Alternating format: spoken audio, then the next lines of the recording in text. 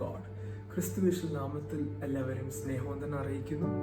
ദൈവം എനിക്ക് നൽകിയ ഒരു ചെറിയൊരു സന്ദേശം നിങ്ങളുമായി പങ്കുവയ്ക്കുവാൻ ഞാൻ കർത്താവിൽ ശരണപ്പെടുകയാണ്.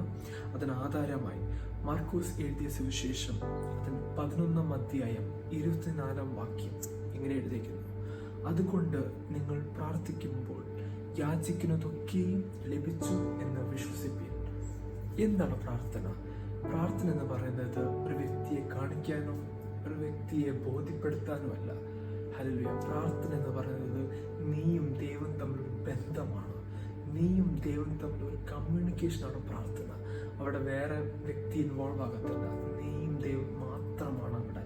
ഹല്ലേലൂയ. നാം പല വിഷയങ്ങൾക്ക് വേണ്ടി പ്രാർത്ഥിക്കുന്നവരാണ്. പക്ഷെ വചനം പറയുന്നു യാചിക്കുന്നതൊക്കെയും ലഭിച്ചു എന്ന് വിശ്വസിപ്പിൻ.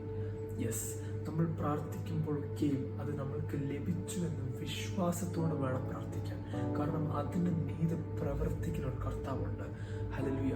അതിൻ്റെ ഉദാഹരണം 100 ആടിനെ അതിനകത്ത് 99 ആടിനെ മാറ്റി നിർത്തി ആ കാണാതെ പോയ ആടിനെ കണ്ടുപിടിച്ച് തിരഞ്ഞെടുത്തൊരു കർത്താവുണ്ടെങ്കിൽ ആ തിരഞ്ഞെടുത്തവൻ ഞാനാണ്, ആ തിരഞ്ഞെടുത്തവൻ നിങ്ങളാണെന്ന് വിശ്വസിച്ച് ഹല്ലേലൂയ അതിന് മീതെ പ്രവർത്തിക്കുന്ന ഒരു കർത്താവുണ്ട്. ഹല്ലേലൂയ. നിങ്ങളുടെ ജീവിതത്തിൽ നിങ്ങളുടെ പ്രശ്നത്തെ നോക്കി പറ: ഏ പ്രശ്നമേ എൻ്റെ മുൻപിൽ വഴി മാറുക, ഏ മരണമേ എൻ്റെ മുൻപിൽ നിന്നും വഴി മാറുക.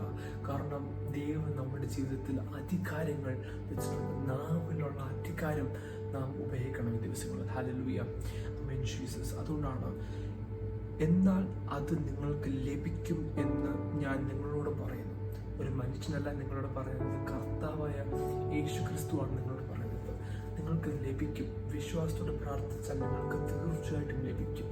ഇത് ഒരു വിശ്വാസത്തിൻ്റെ പ്രഖ്യാപനമാണ്. ഹല്ലേലൂയ. ഇന്ന് പകലിൽ അത് വിശ്വാസത്തിൻ്റെ പ്രഖ്യാപനമാണ്. ഹല്ലേലൂയ. ഉറപ്പിച്ച് ഞാൻ പറയാം, നിങ്ങൾ ഏത് വിഷയത്തിലാണോ പ്രാർത്ഥിക്കുന്നത്, എന്തെങ്കിലും റിസൾട്ട് ഓറിയൻറ്റഡ് ആയിട്ടാണോ നിങ്ങൾ പ്രാർത്ഥിക്കുന്നത്, തീർച്ചയായിട്ടും അതിൻ്റെ മീതെ പ്രവർത്തിക്കുന്ന ഒരു കർത്താവുണ്ട്. ഈ ദിവസങ്ങളിൽ നമ്മളെ അതിനായി ദൈവം ഒരുക്കിട്ടെന്ന് പ്രാർത്ഥിക്കുന്നു. നമ്മുടെ പ്രാർത്ഥന ജീവിതത്തെ ഒന്നുകൂടെ ഇംപ്രൂവ് ആകുവാൻ, ഒന്നുകൂടെ ഒരു സ്റ്റെപ്പ് മുന്നോട്ട് പോകുവാൻ, മുന്നോട്ട് കയറുവാൻ ദൈവം അതിന് ഇടയാക്കട്ടെന്ന് പ്രാർത്ഥിക്കുന്നു. അതിന് ദൈവം ഓരോരുത്തരെയും ധാരാളമായി അനുഗ്രഹിക്കട്ടെ. God bless you. ആമേൻ.